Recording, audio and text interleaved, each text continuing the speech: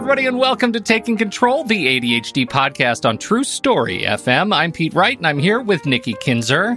Hello, everyone. Hello, Pete Wright. So weird recording or doing this live stream on a non-Monday.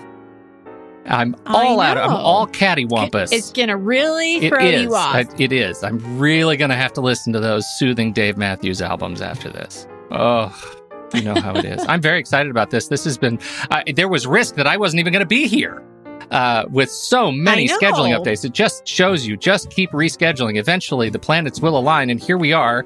One of our very, very, very favorite guests is back to talk to us about ADHD misdiagnoses. Inattentive misdiagnoses, I should say. Before we do that, we're going to head over to Take Control ADHD so you can get to know us a little bit better. You can listen to the show right there on the website or subscribe to our mailing list, and we will send you an email each time a new episode is released. And, of course, if this show has ever touched you in any way, shape, or form, preferably the good kind, we would love to invite you to visit patreon.com/the ADHD podcast. This is listener-supported podcasting. For a few bucks a month, you can help us grow the show, focus our attention on the show, most importantly, and you get access to some great perks like the online community, like early access to the show, like actually watching us live stream. I know you're sitting there, you're praying, your fingers are crossed for those hot mic moments where Nikki and Pete screw up. But we try to avoid those, but my goodness, it happens. So anyway, thank you so much for those who are already dedicated supporters. We so appreciate you.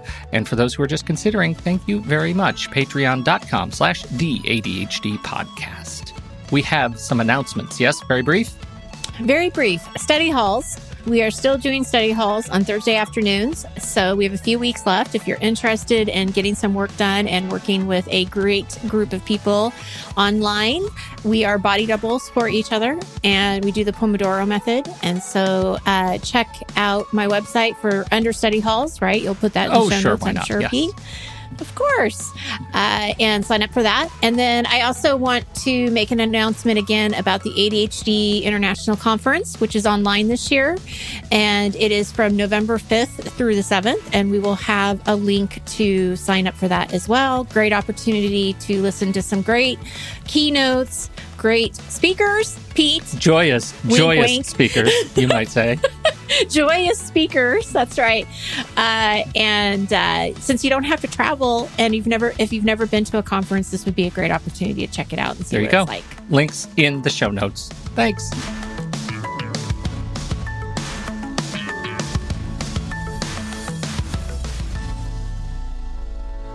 Dr. Michelle Frank is back with us today, y'all.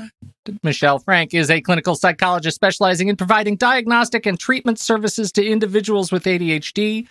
Her work with clients is all about finding strengths-based approaches to learn how to live with ADHD. She co-authored a fantastic book with Sari Solden, A Radical Guide for Women with ADHD, Embrace Neurodiversity, Live Boldly, and Break Through Barriers. And she's a regular around these parts. We so appreciate her joining us again today. Michelle, how are you? I'm doing great. I'm glad to be here again. Thanks for having me. Oh, thanks for being here. Thank you for being here. So this, Nikki, you need to kick this off. This was your brainstorm. This was, yes. So we're going to be talking today about ADHD, inattentive ADHD. And I want listeners to get a better understanding of what it is and how it can be misdiagnosed and why it gets missed. And so this situation, this type of ADHD is often more missed with girls and women. However, it does affect all genders. So I definitely want people to understand that and be listening to what Michelle and I have to talk about, because this could be a family member. This could be you if you're not sure if you have ADHD or not, or if you're thinking that one of your kids does or whatever. It's a very easy diagnosis to get missed. And one of the things I want to share first off, before we get to Michelle's experience and ideas and thoughts, is I want to share my own experience with my daughter that I had. It's funny when we start talking about really personal things, my heart starts to race a little bit. I I hope that this comes out okay. As we know, I'm an ADHD coach, and so my whole life is around ADHD. I do a lot of talking about it, and I have talked a lot about it to my family. And a couple of years ago, late summer, my daughter came downstairs and says, "Mom, I think I have ADHD." And I'm like, really? Why? Like, where did this come up? Now, I will be honest. I have had ideas, thoughts that maybe this might be the case just from some certain, things that she was doing, but not enough to actually say, I think you need to get tested, right? But she actually came down, said, I was working on a homework assignment with a friend of mine. And what took her 20 minutes to do, I know would have taken me at least 2 hours to do. And I'm like, well, that's interesting. And of course, the coach and me, red flag. That's interesting. And so we ended up taking this test together online. She took it, I took it. And it showed that there was a very high possibility that she might have ADHD. And it does run in our family on her father's side. She has several cousins and some uncles that have ADHD. And there were little things that I noticed that was happening, not just the assignment, because I wouldn't have known that, right? Unless she had actually said to me it was taking her longer. But her organization, she showed me her binder that she was using for homework. And you know how like a typical binder might have like some categories, like through you're going to have like a you're like subjects, your like subject binder, right? Yeah, sure. You have a subject, and then you pull the tab, and you have another subject. Well, the way she was organizing, she was putting everything all just in the binder, like however it came to her, she put it in there. So there were no categories. Organizing by date, less effective. It's very chronological. Yeah, it's okay. It's a strategy. Yeah, it's a strategy, and she would do homework, but then she would forget to turn in the completed assignments. In her, I think it was 7th grade, we did a teacher evaluation, but a conference, right? And the teachers would say, she's so great in class. She's paying attention. She's listening. She's, she does everything that she needs to do. But there are times where she sometimes forgets to turn in her homework, or she'll forget to like put her name on there or something like that.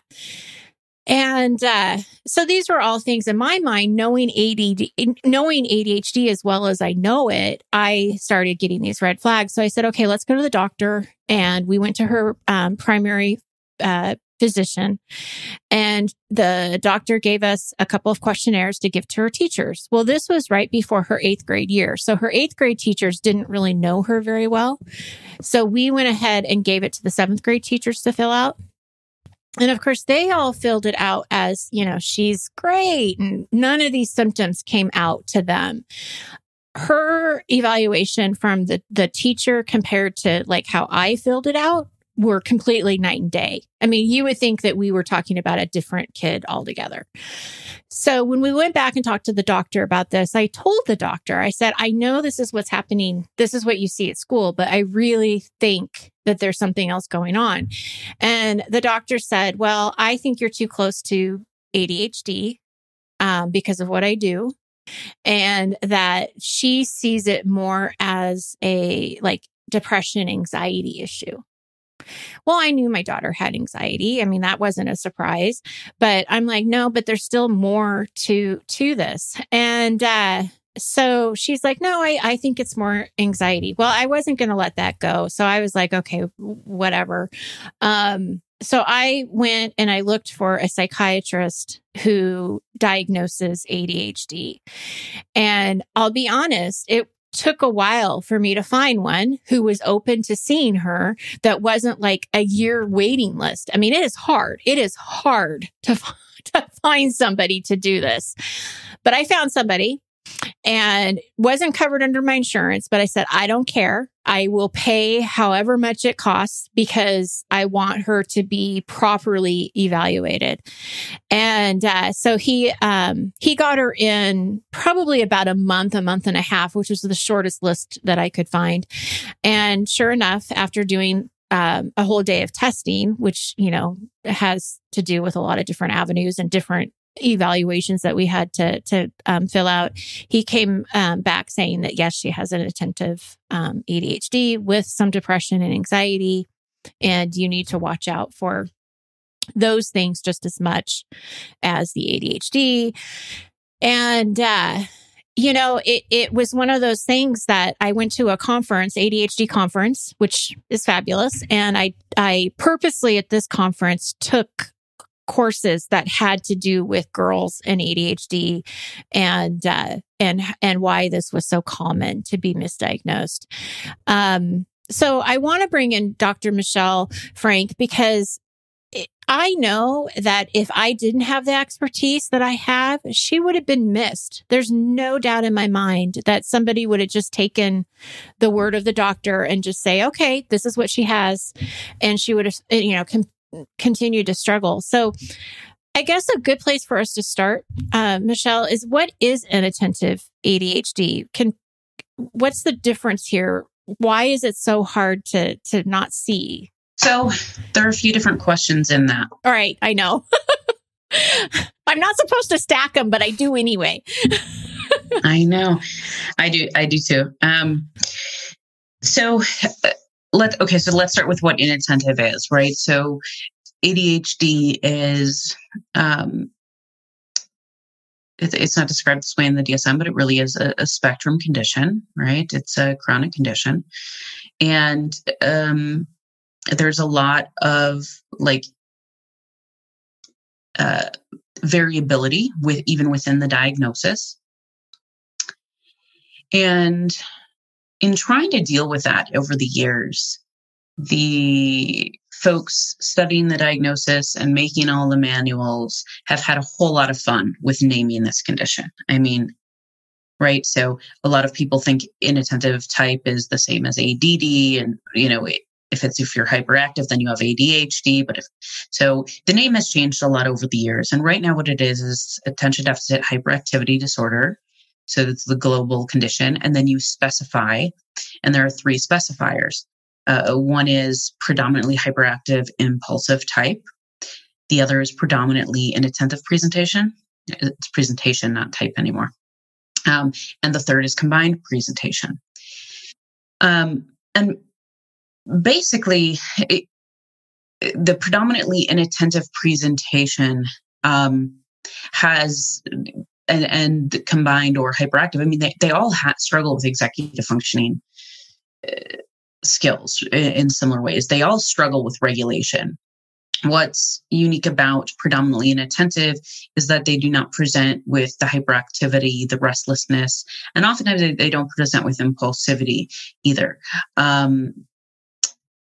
There can be more of a processing lag sometimes for inattentive folks.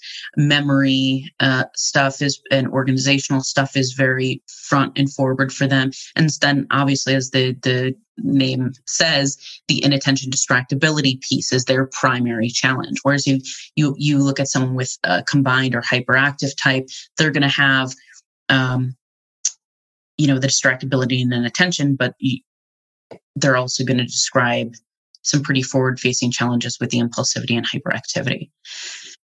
Where this gets extra tricky is that what we're doing is we're breaking the diagnosis down based on the presence of externalizing symptoms versus internal experience. This is why ADHD is so hard to measure. That's a different podcast. But there are a few things that I think, I don't know, it went wrong really here with the initial assessment for your daughter, right? The first is this continued gender bias and this assumption of presentation of psychiatric condition based on gender presentation. So most people, what they know about ADHD is still white, hyperactive school-age boys who are struggling behaviorally and in school. The second is her performance is tied to academics. There's another problem we have there, right? That if you have ADHD, it will show in school. Well, not always. Especially these inattentive kids who aren't displaying the externalizing hyperactive behaviors. It's a felt sense of struggle. And they will go home and they will work for hours to try to make up for it. And no one will really, quote, see it in the same way. And then there's this idea that depression, anxiety, and ADHD, that all of these things are standalone categories and don't have anything to do with each other, as opposed to the intersections of mental health challenges, the ways that maybe some of these other challenges lead to anxiety, not just the other way around. We're used to looking at anxiety causes decreased concentration. It's like this very linear flow chart, and that's really not how it works in real time. So the ADHD going undiagnosed, I mean, I know she's young, but not being discovered could have easily caused the anxiety because she was working so hard to do what somebody else was doing in 20 minutes or whatever. It definitely can. I think too with ADHD, the bouncing around of thoughts, right? The difficulty turning the default mode network, that the ESPN ticker at the bottom of the screen that's going in your head all the time. The ADHDers do not the natural mechanism to turn that off doesn't always work. So there is this the difficulty tuning out even your internal experience, right? We're talking about distractibility. We are definitely talking about external stimuli, but not alone. We're also talking about difficulty tuning out internal stimuli. This is where you see some people with ADHD have some sensory issues. They cannot ignore the tag on their shirt. And so the tuning out kind of goes both ways because it's a really focusing of the mind. So in that, I think a lot of ADHDers, because of the default mode network problem, can have a lot of repetitive thought loops, a lot of worry.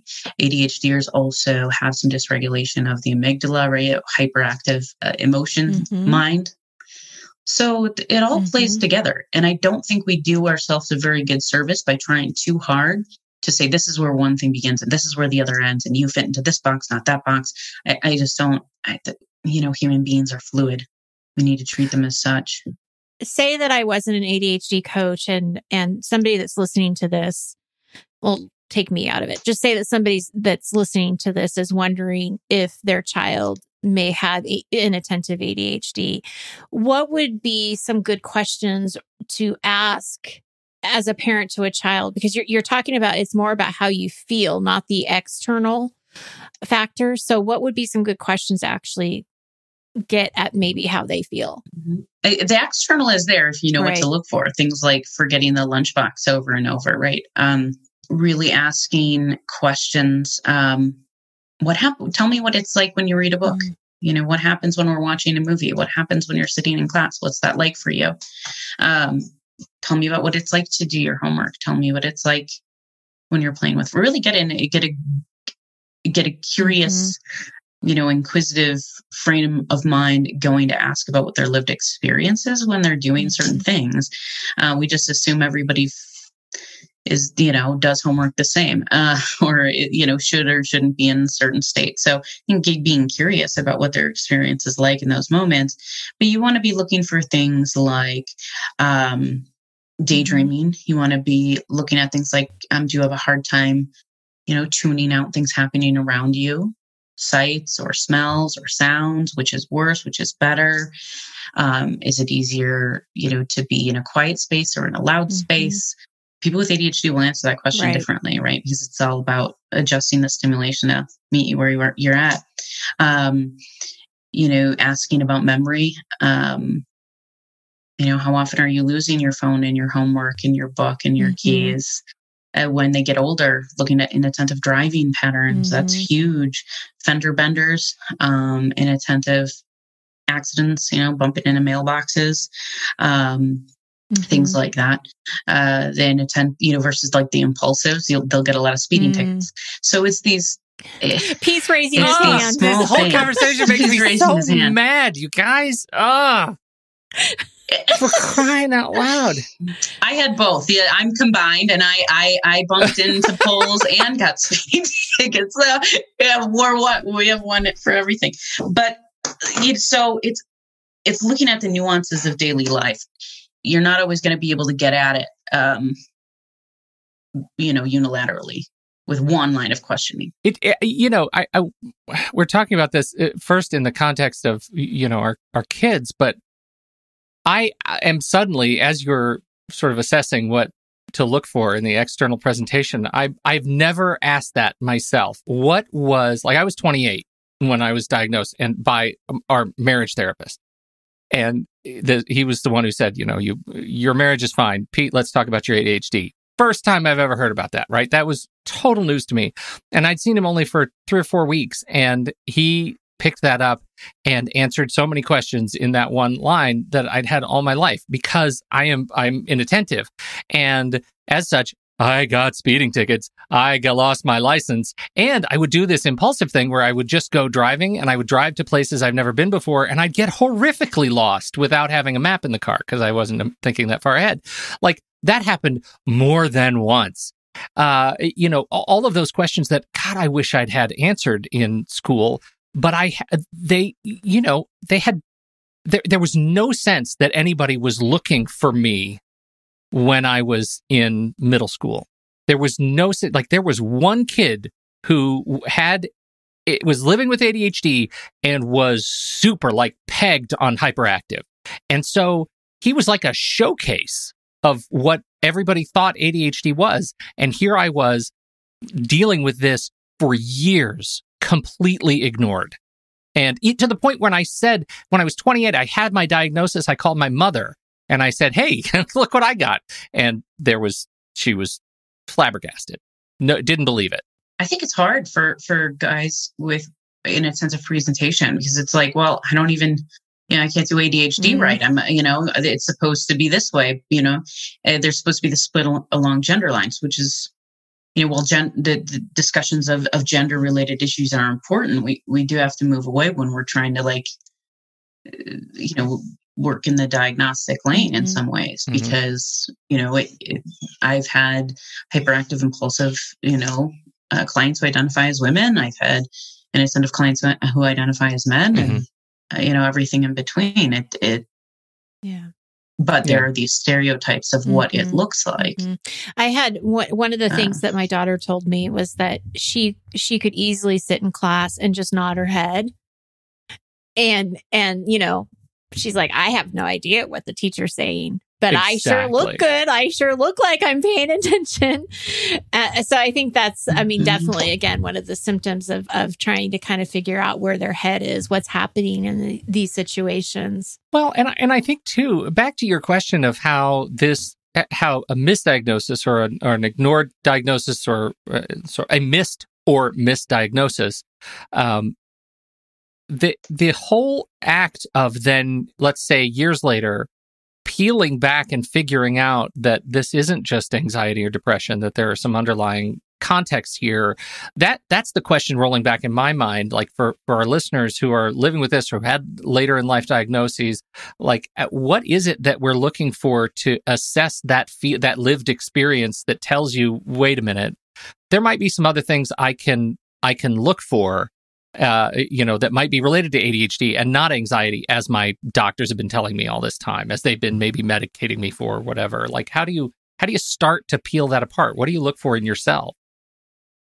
That's hard. It goes back to this idea that people aren't one thing. Yeah. And it points to the complexity of the mental health diagnostic system and the spectrum of neurodiversity that we're all on. What I will say is typically people who have co-occurring conditions, and, depending on the study you're looking at, 60, 70 or more % of people with ADHD have co-occurring conditions, psychiatric conditions, which makes it even more confusing. But a pretty good tell is you've done everything to treat the anxiety. You've done the therapy, you've done the meds, the anxiety's gotten a lot better. Maybe not all the way gone, but nobody should have anxiety all way gone, by the way, right? It is an evolutionary benefit because of tigers. But it's gotten a lot better, but I'm still spinning my wheels, feel like I'm, treading water, every day. Because I can't keep up with my life, because of the organization, because of the time management, because I tune out in meetings and forget, or in class and I forget the really important thing.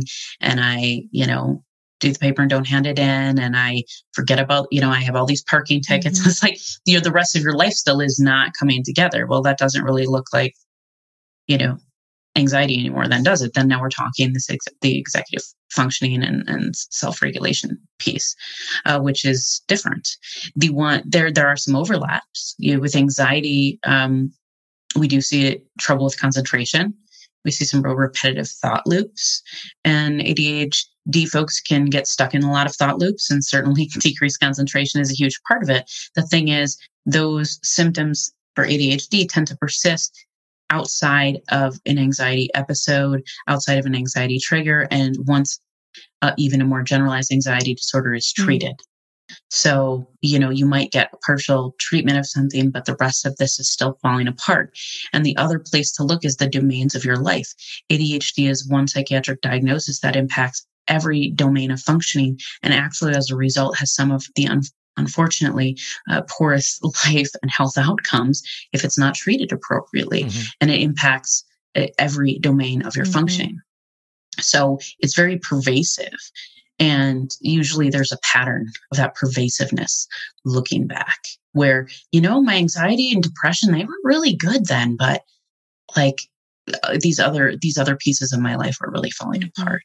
One of the things that I learned at the conference a couple of years ago is that if you start noticing grades change or things starting to change in middle school, like they were saying around middle school, what is it? Is it because they're going through puberty at that point, or hormones, or what is it about that age group? That is definitely part of everything wrong with middle school, right? But but the other piece is a change in structure. Usually then you're getting lockers, you're walking from class to class. You no longer have one teacher. Some schools start that a little earlier, but the bigger jump tends to be 6th, 7th, 8th grade. So it's usually like, if you look at like 4th grade, there's a pretty big jump from 1st, 2nd, and 3rd. And then like 6th, 7th, like in 8th, in there's another big jump. And then high school, there's another big jump. College, there's another big jump. So there tend to be these markers of where you need more self-organization. You need more self-directed behavior. You need more of these executive functioning skills, more self-regulation. And the support drops off a notch. And then it drops off another notch and another notch. And then that's why I get a lot of young adults in my office, right? Because then the supports drop fully off, but they've been, quote, good enough students all these years. They maybe not as, maybe they didn't end up, looking back, they wish some things had been different, but they did okay. And then all of a sudden, living on their own, life responsibilities mm-hmm. creep up, and boom. Are the symptoms different in adults than they would be, that you would see in a teenager or tween? When it comes to inattentive, no. Largely, the descriptions are much the same. I mean, I ask people, so tell me, like, what is ADHD like for you now? What does it mean for you now? What's your journey been? Well, what was it like for you as a kid? And they often say, I think it was kind of the same. Like, I've learned some different coping mechanisms and strategies. I have some tools now to deal with it, but it still looks the same. I think for inattentive presentation, the context is what changes more than and the treatment or lack thereof. Those things can change. The presentation itself is pretty similar. The one thing with ADHD overall that does seem to make the biggest shift into adulthood is that the hyperactivity goes underground. Hyperactivity becomes less visibly apparent, and hyperactive folks will tell you that, they might be bouncing their leg under their desk all day, or needing to knead dough between their in their hands in meetings under the desk to keep the kinesthetic input coming. But they feel restless inside, but it's not something that you can always see on the outside. The other thing that does make a shift as we age and our brains mature is the impulsivity. I think it's a little bit better. And our executive functioning skills, they do keep developing into adulthood. So you can see some improvement naturally in ADHD, into like the late 20s. That being said, some things may, for some folks, mm-hmm. always lag.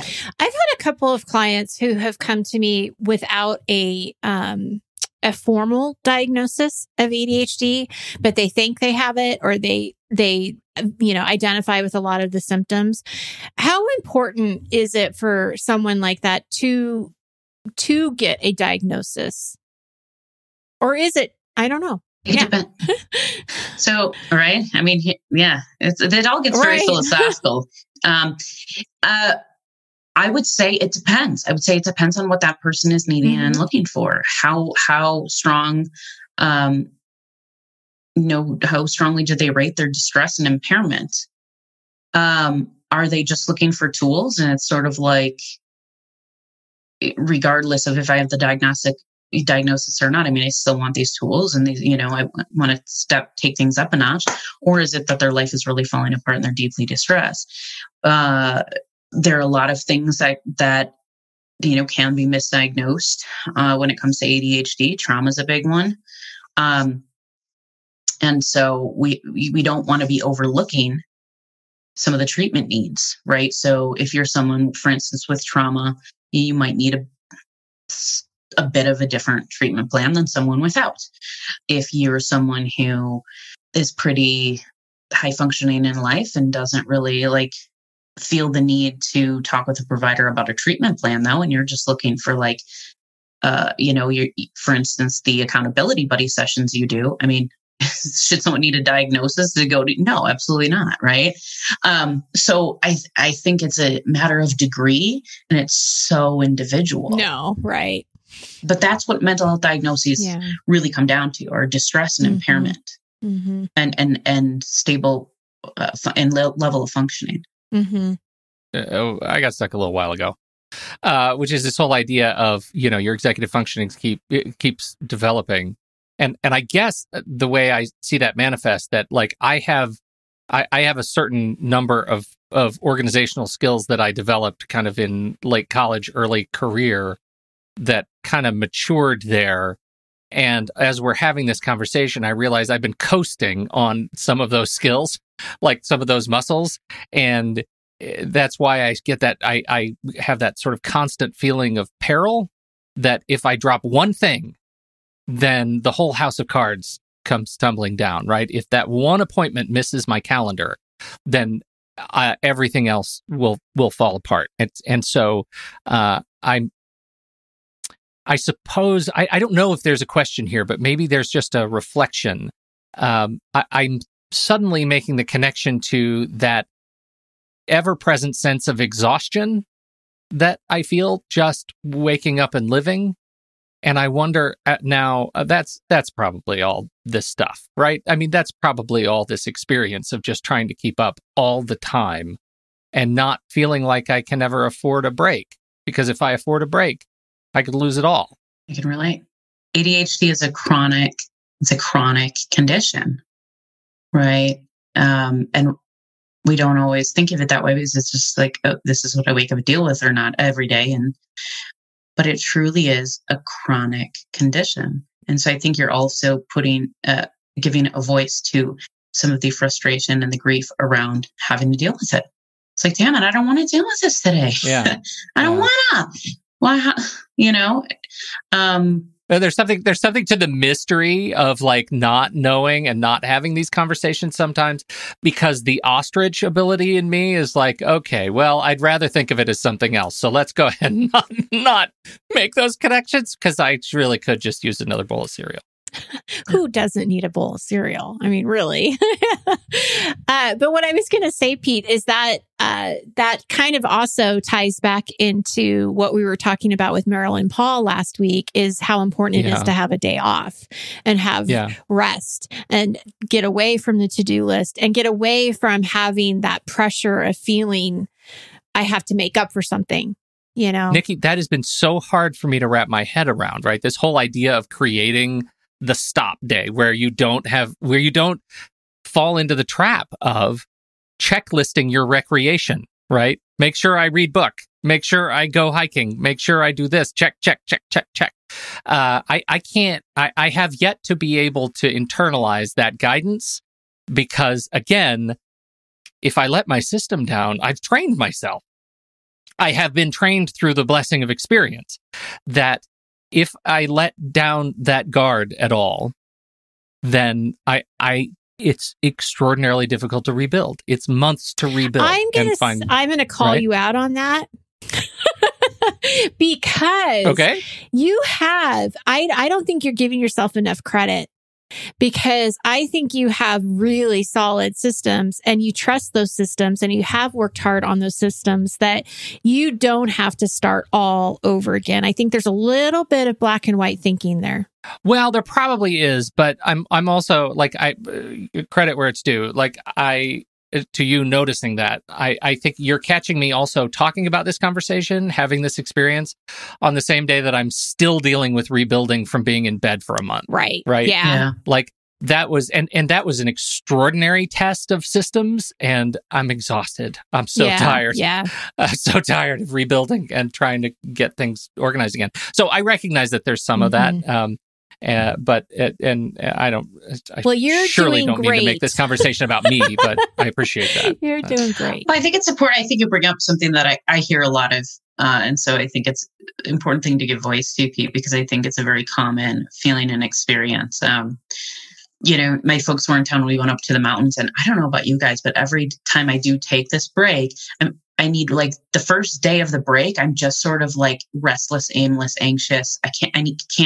And then, like, by the day it's time to leave, then I'm like really fully in the mode. Yeah. But then it's time to leave, and then I leave feeling like I really didn't get much of a break. Right. Yeah. So it's like building in the space and building in the compassion and permission. Like, I know it's going to take me a week to get back to the systems. Like, I'm kind of going to have a messy life for a week when I get back, and that is okay. But these days and the other thing is, there's something about, like, it could even be an Airbnb down the block, but if I am not, it's like, I have to be in somebody else's house, at a hotel, or in nature. If I am at my house doing nothing, it feels very different than if I'm at an Airbnb. It literally could be next door. I totally agree with doing you. Nothing. Yeah. Yep. Yeah. 100%. It's these spaces in our minds we have to create. The separations. Yeah. I just like to rifle through other people's stuff. Airbnb is perfect. Just is really centering. How do these people live? Yeah, right. I'm cooking in your pans now, Joe and Marlene. Huh? Oh, that's crazy. This is why I love this podcast. This is why. Oh my goodness. Well, this has been an exhausting roller coaster of an emotional experience for me. Thanks, Michelle. I feel like you say that every time. I know. What are you doing? I so much appreciate you being here, though, and talking about this, because I know, from our family standpoint, it was a very pivotal point in my daughter's life and in our family's life, right? And it is going to continue to be a journey for sure. One of the things that I really want to just stress to people out there, especially if you're a parent, is trust your instinct. If you think something's not right, even if the doctor's telling you, no, everything's fine, or it's just a little bit of anxiety because, she's a teenager. I don't know. Get a second opinion, keep digging, be an advocate for yourself, for them. And keep in mind, even on these rating scales, of ADHD symptoms, remember that 95+% of the people who respond to them do not endorse these challenges. Certainly not all of them. And so if you are you don't have to convince yourself out of it. Just go get it checked out. Just, I think we sort of talk ourselves out of it. But the truth is, people don't come in for treatment and diagnostic services at the rate that they should because of stigma. There's a lot of underdiagnosis of a lot of mental health challenges. So to your point, if there's even a hint of a doubt, the risks that come with not doing anything are a lot higher than going in and them saying, you know what, it seems okay right now, come back in 2 years or you're good. At least then but the risk of not doing anything can be pretty dire. So absolutely. Well, thank you. Thank you so much. Yes, thank you so much. Hey, where are you? Where do you want people to go learn more about you? What are you pitching right now? Did you write another book yet? No, I've just been I don't know. It's still March in my mind. I don't know what I've been doing for months. You can find me at ADHD_doc at Instagram. You can email me, Dr. Frank at enrichcenter.org. And you can look up our book, Radical Guide for Women with ADHD, on Amazon. You want to know where the level of my pathos right now? I had a dream 2 nights ago, and I was speaking at a conference to talk about my new book, and it was called "Look, I wrote a book during the pandemic, a spiritual guide to not feeling shame for not doing as much as I did during the pandemic" by Pete Wright. And it was a book about literally nothing. I had nothing to say about it, but I wrote a book during the pandemic, and I needed everybody to know about that. And I woke up feeling like I'd let a bazillion people down. Really? Yeah. I was just thinking that is the most brilliant, ironic presentation session that could ever be done. It's like performance art. Yeah, totally. Absolutely. All right. Note to self, Michelle says, workshop the book during a pandemic thing. Thank you so much. Just blank. Right. Can you get your publisher in on that? I think we have something to do. I'm going to need a contact. We sure appreciate you, Michelle, and we appreciate all of you for subscribing and downloading this show. Thank you for your time and your attention. On behalf of Michelle Frank and Nikki Kinzer, I'm Pete Wright. We'll be back next week on Taking Control, the ADHD podcast.